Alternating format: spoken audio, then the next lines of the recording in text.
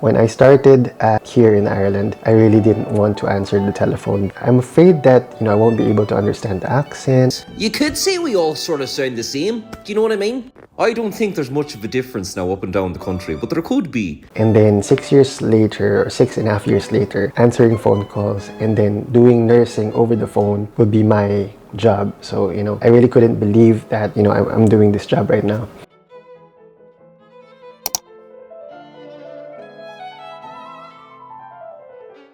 Welcome back, guys. Today we're going to chat and talk about a few things. In this channel, guys, I love to share my lived experiences here as a Filipino nurse here in Ireland. I've also shared in my previous, siguro mga second to the last video, my experience regarding recent job interview. If you haven't seen that, guys, I'll put it in the description. I'll put it here so you can watch it as well.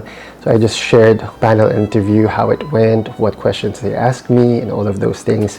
Sabi ko sa sarili ko, if I'm going to be a vlogger, I want to be the vlogger that my younger self was looking for back in the day, back in 2011, 2012, when I was looking for a job abroad, and what are, how is the life condition there, how's the working condition there, ano ba yung routine. Dami kong questions in my mind, in my head, that I always wanted to talk to somebody who was already living there and who was already experiencing the things that I want to experience as well. So I'm doing bedside nursing since 2008. I graduated 2008. So since then, pura na tayo bedside nurse. So ward, sa ED, sa ICU, saan pa ba? Now sa theater. And I think parang the last few years, I've been burnt out. I've been parang contemplating on what else to do.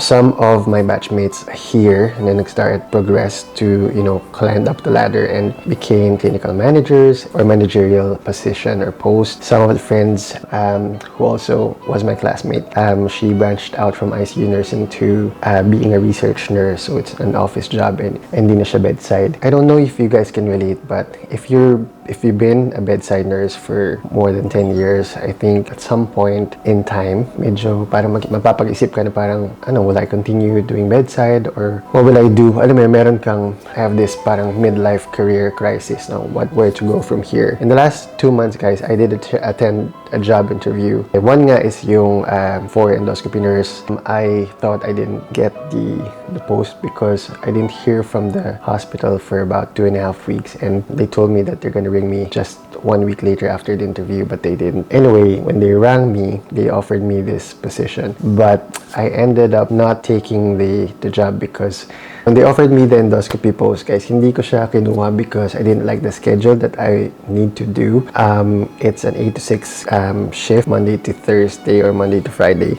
Pero yun yung mga hours na ino-offer nila sa akin. And then, I wanted to do a more flexible shift na it's not strictly 8 to 6. Kasi still, I have to travel to the hospital, which is further away from where I work right now. So, I need to travel a bit more, which will take more of my time. I need to wake up early, blah, blah, blah. And all of those reasons. So, guys, when I let that pass, yung endoscopy, I was still looking for something else to do. Na parang, I wanted to do something different.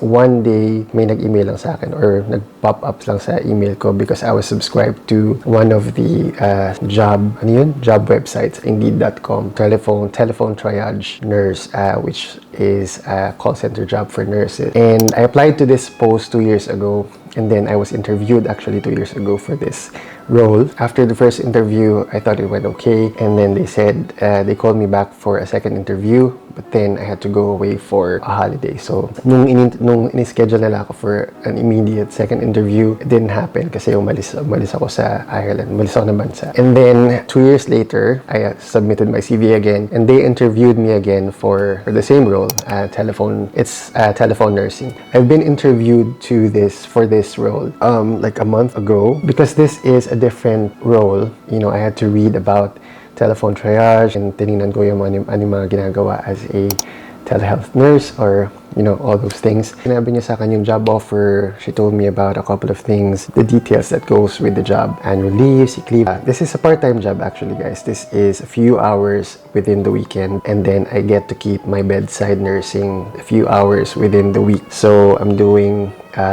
2 jobs, pero both part-time because I wanted the bedside job and I also want a non-bedside job. This is an office job, which atong telephone triage nursing is a call center slash work from home job.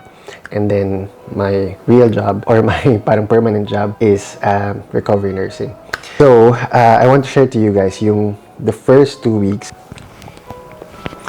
But fun fact, guys, when I started ICU nursing here in Ireland, I really didn't want to answer the telephone because I was so afraid that I won't be able to understand. So in short, nahiya ako magmukhang tanga sa phone, over the phone, because I'm afraid that, I won't be able to understand the accent. You could say we all sort of sound the same. Do you know what I mean? I don't think there's much of a difference now up and down the country, but there could be. Or the other person would not understand me as well because I have this, I don't know, I'm thinking in my head I have this accent. I was really afraid to answer phone calls. And then 6 years later, or 6.5 years later, answering phone calls and then doing nursing over the phone would be my job. So, I really couldn't believe that, I'm doing this job right now. Yung first few things na ginawa was HR stuff. Then after that, they set up, the IT manager sinet up niya yung accounts ko sa computer and everything. He gave me all the passwords. He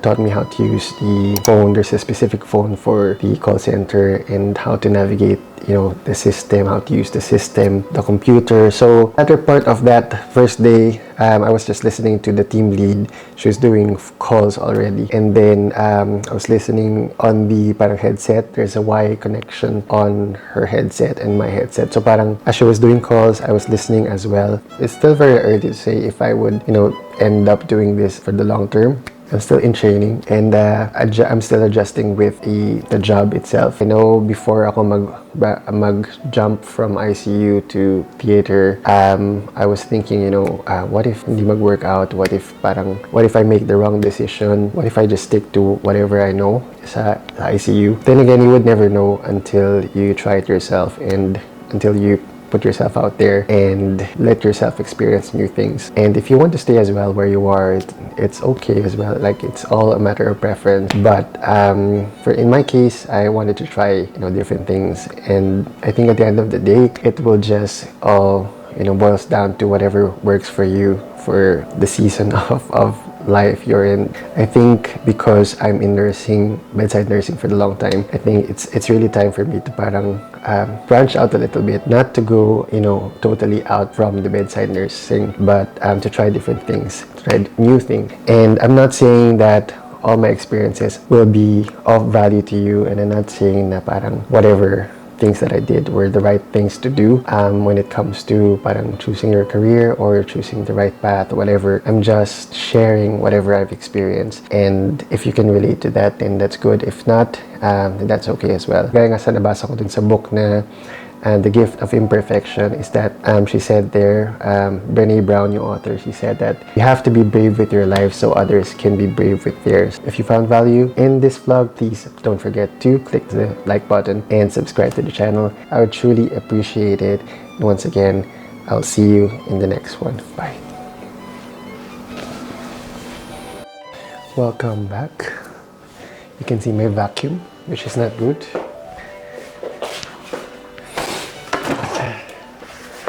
Take that away. If you're new here, my name is Boy. Blah, blah, blah.